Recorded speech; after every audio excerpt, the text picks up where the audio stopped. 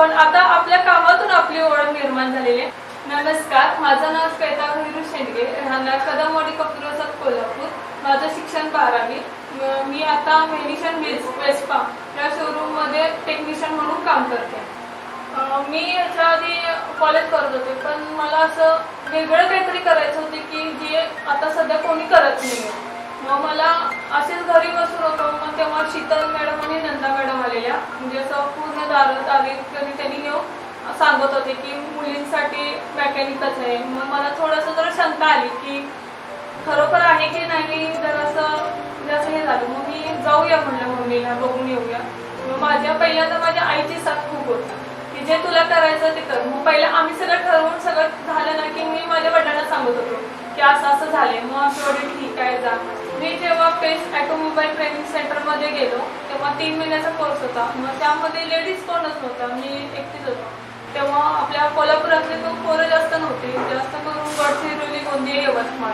त्यामुळं पोरांची ओळख पण नव्हती आणि नवीनच होतो. मग सगळ्या पोरांना स्वप्न जरासं हे वाटायला म्हणजे कम्फर्टेबल वाटायला लागलं की मी ह्यांच्यात कशी राहू, मी कशी बसू, त्यांचं वागणं म्हणजे. नंतर मला पोरांनी इतकं समजावून घेतलं, त्यांनी एवढा मला सपोर्ट केला की मी असं विसरूनच गेलो की मी पण एक मुलगी आहे, असं विसरूनच गेलो. मी त्यांच्यासोबतच राहून त्यांच्यासोबतच म्हणजे असं राहणं खाणं सगळं त्यांच्यासोबतच, म्हणजे असं प्रत्येक गोष्टीला मला मुलं साथ द्यायची. मॅडम नाही, तुम्ही पहिला जाऊन ते पुढं करा. मग त्याबरोबर आमचे तिथं जे होते ते प्रशांत सर होते, कोळी सर आणि घोरपडे सर. त्यांनी पण मला एकदम असं हे केलं की तू मागं थांबू नकोस, तू पुढे जाऊन पहिला ट्रेनिंग घे, मग तुला पुढे जाशील. नाही तर मग सगळ्यांच्या मागं राहिली तर मग तू तशीच राहणार. मग त्याच्याबरोबर पोरांनी पण मला साथ दिली की नाही मॅडम तुम्ही पहिला करा, कारण तुम्ही पहिल्यांदा यायचा. मग त्यांनी पण हे केलं. पण मला कधीच काय असं वाटलं नाही की मी एवढं पोरांच्या राहून करतोय, मला कधीच काहीच त्रास झालेला नाही. इतकं भारी आहे ना प्लेस ऑटोमोबाईल ट्रेनिंग सेंटर की काय आता त्याच्या अजून काही सांगू शकत नाही की असं मुलींनी पण येऊन परत शिक्षण घ्यावं. मला असं वाटतं की मी परत एकदा तिथं जाऊन ट्रेनिंग घ्यावं असं वाटतं. मग तिथून त्यांनी ट्रेनिंग पण देतात, 15-15 दिवसाचं 1 महिन्याचं ट्रेनिंग असतं. मग त्यांनी 2 व्हीलरमध्ये 3 व्हीलरमध्ये असं ट्रेनिंग करतात, म्हणजे हेवी आणि लाईटमध्ये. मग मी लाईटमध्ये मी टाटा मोटर्सला गेलेले, मग हेवीमध्ये ट्रकमध्ये पाठवलेलं. पण ट्रकचं वजन बघून मला राहू दे म्हणलं. मग त्यांनी मला हेम एजन्सीमध्ये पाठवलं. मग हेम एजन्सीमध्ये मी तिथंच ट्रेनिंग घेतली, तिथंच जॉब लागला.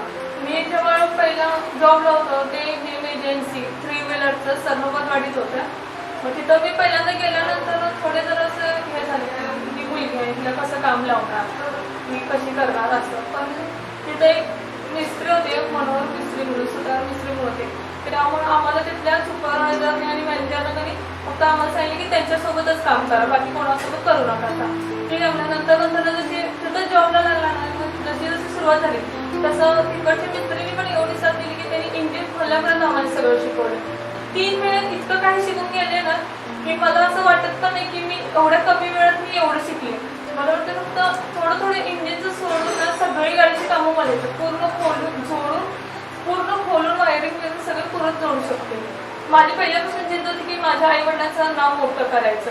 माझी पहिल्यापासून जिद्द होती, कारण माझ्या आईवडिलांनी मला खूप म्हणजे असं कष्टातून मी एवढ्यावरती आणले की माझी एकेवेळी परिस्थिती अशी होती की मी साधं पुस्तक पण खरेदी करू शकत नव्हतो, अशी होती. पण आता मला अभिमान वाटते की माझ्या आईवडिलांनी मला शिकवलं, मला फुल सपोर्ट देतात की तुला जे करायचं ना ते कर, पण चांगलं कर, व्यवस्थित कर. असं एवढं मला कम्फर्टेबल झाले की मी आता मला ह्यालाच अभिमान सांगू शकते की माझ्या आईवडिलांनी मला साथ दिली आहे म्हणून. माझ्या आता आईवडील जेव्हा बाहेर सांगतात माझी मुलगी मेकॅनिकल आहे, ह्या शोरूमला कामाला आहे, कुठे शिकली, उजळवाडीत पेस ऑटोमोबाईल ट्रेनिंग सेंटरमध्ये शिकली. त्यामुळं माझे आईवडील जिथे जातील ना तिथं सगळ्यांना सांगतात की माझी मुलगी लेडीज मेकॅनिकल आहे. माझी एक जिद्द आहे की मला गॅरेज, स्वतःचं गॅरेज टाकायचं आहे. माझ्या आईवडिलांनी फुल सपोर्ट केलाय. जेव्हा तुला गॅरेज टाकायचं असेल ना तेव्हा सांग, आम्ही तुम्हाला गॅरेज टाकून देतो. त्यामुळं माझ्या आईवडिलांची पण जिद्द आहे की माझी मुलगी एक गॅरेज टाकू दे आणि कोल्हापुराची पहिली लेडीज गॅरेज माझं असावं, असं माझ्या आईवडिलांना वाटतंय. माझी मुलगीची इच्छा आहे की आपण स्वतःचं कुठं तर वर्कशॉप काढूया. त्यामुळं मला सरांनी काय सांगितलं होतं, सुधाकर सरांनी, की तुमच्या मुलगीला आम्ही पूर्ण सपोर्ट करणार. तिची जिद्द आहे ना, तिनं स्वतःचं मेकॅनिकल गॅरेज काढावं, आम्ही पूर्ण तिला पाठिंबा देणार आहे.